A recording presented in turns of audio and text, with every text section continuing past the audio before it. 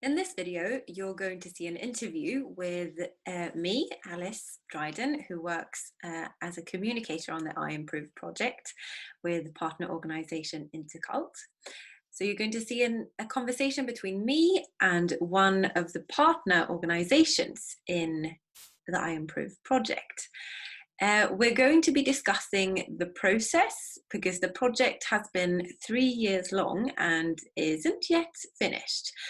So we're discussing the project as how it began for the partner organizations, their visions and their aspirations that they had at the beginning, which they also wrote down in the form of a document, a so-called template, where they answered some questions about their change makers, which is an external partner that each organization has invited into their project.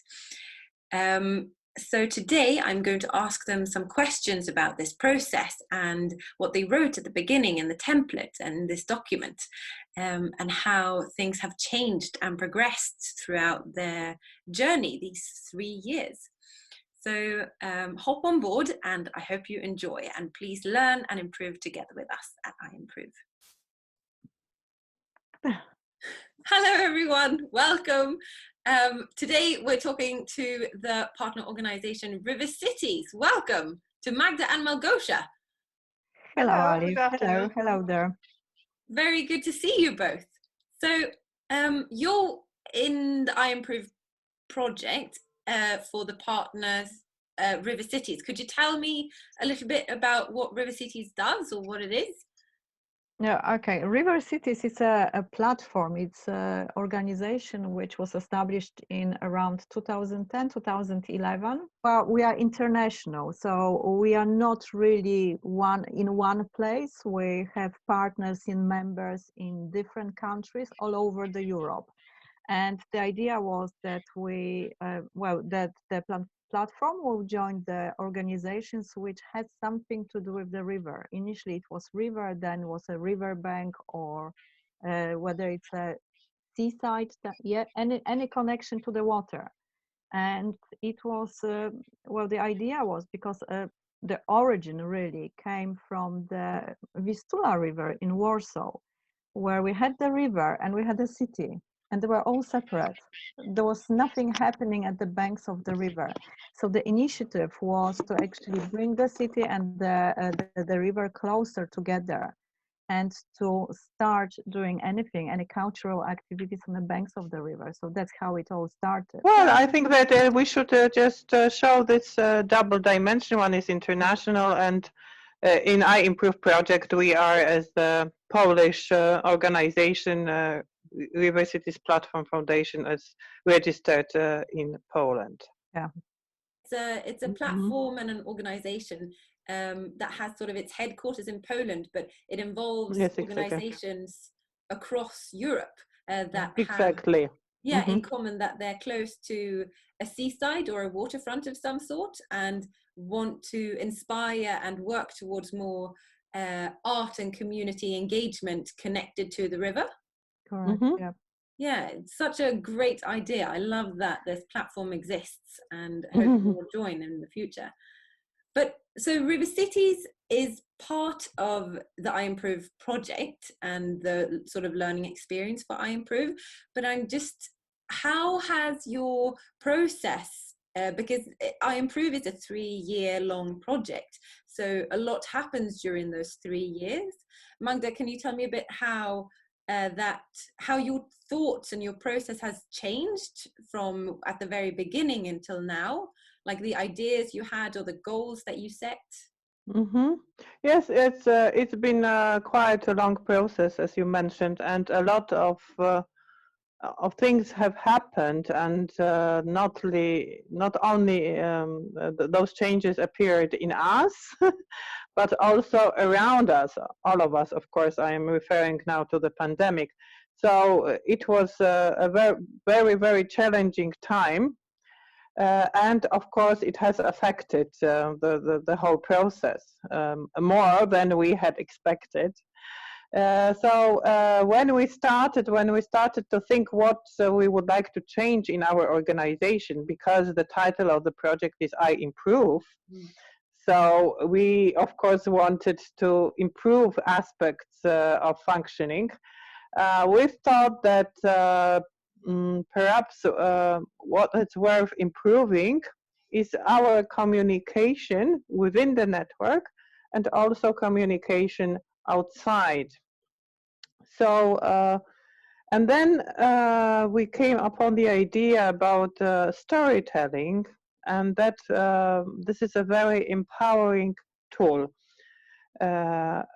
We have come across various interesting people, personalities that would be muses, so to speak, inspirations for this process.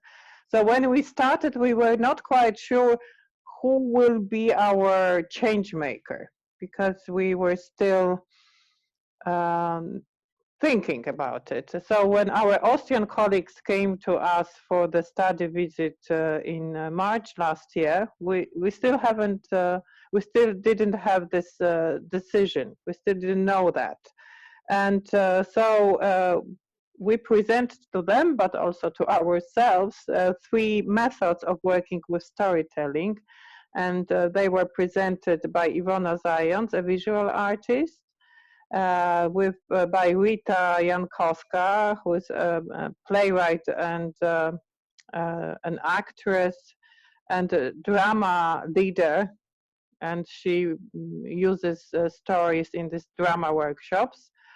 And last and not least, Elżbieta Broniecka, who is a local guide who uses stories from her neighborhood for guiding people around the district. So these were like three completely different approaches. And after some experience with all of them, and also after internal talks and discussions, we thought that perhaps the most appealing to us and also appealing to the outside world as an icon for our storytelling work would be Iwona Zając. So now I will tell a bit more about her, that she collects her stories. She works with stories of shipyard workers because she had her studio in the post-shipyard area. And perhaps Małgosia, you can add a bit more about her approach. Okay, I would just go back for a second with to the storytelling, because we think, okay, you're doing so many projects, so how come you're not communicating within the organization? And that's the problem. We do communicate when we have projects, but outside the project, you know, everyone is doing these great initiatives about whether they are cultural, they are environmental, or something, they have something to do with their heritage, and they forget to share the information. So I thought, okay, maybe if we give them different tool, you know, inspire them with some stories, maybe it will help them somehow to talk about it, to brag about it, because there are some really great initiatives out there. So we thought maybe this tool will help. That's such a great idea, because I think that's a challenge for so many organizations out there, that they do such good work, but how can we communicate that to our audiences or to the communities where we work? So yes, and yes, and this approach to people and somehow getting emotional through the stories is very important. And we had this very experience today, actually, while working on peer learning experience with Ostend, when they were sharing their experience of the E1 event in Ostend. And Martina used storytelling. She shared with us some details about how Martine van der Meers was happy, and how she was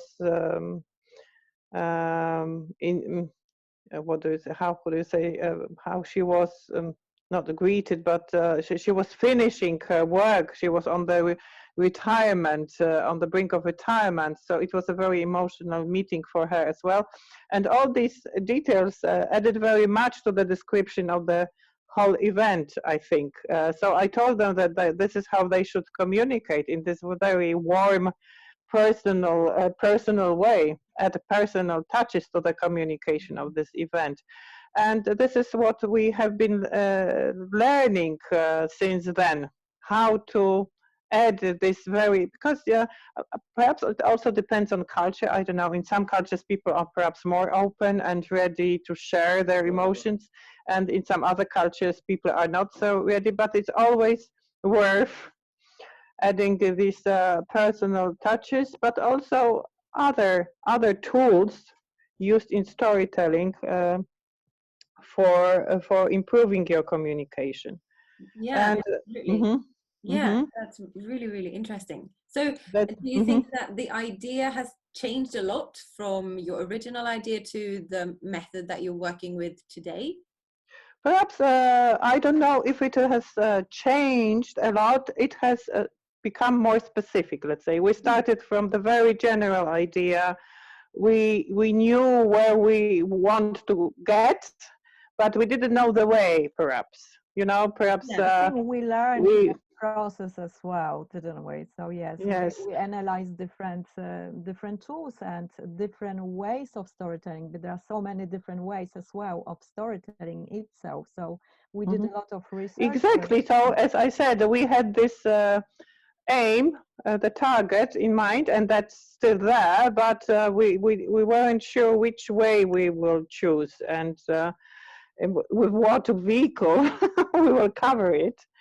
So that's and actually about the vehicle, that's also changed a bit. That's I don't know if it's changed, but it was perhaps a discovery for us, as we were somehow forced by the pandemic to transfer our dissemination meeting, this e-meeting, to the online context. And that also imposed some new thinking for us about storytelling. So then we invited another person to help us, and that was Agata Górska, who ran this online workshop, because at that time we realized that we also have to work more extensively on our communication and storytelling through digital means.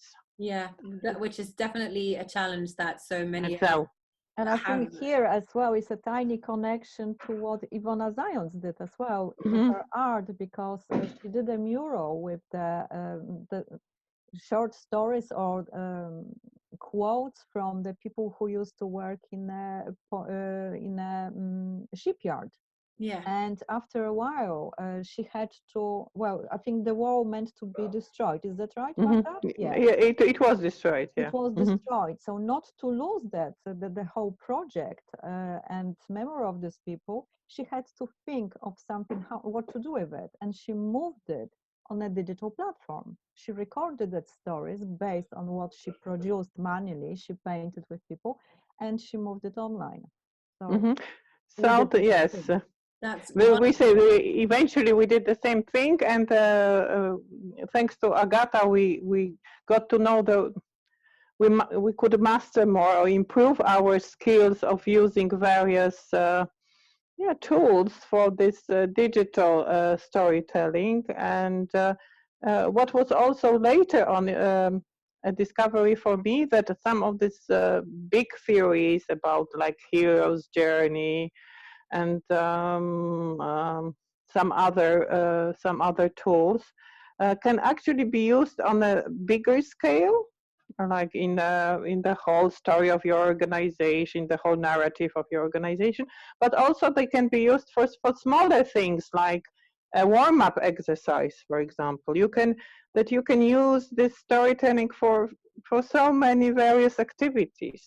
Not yes, that was perhaps a big discovery for me as well, that you can do it on a small level, and the very high, the small scale, and the big scale. So it's much more useful and practical than I thought at the beginning. That's wonderful. I'm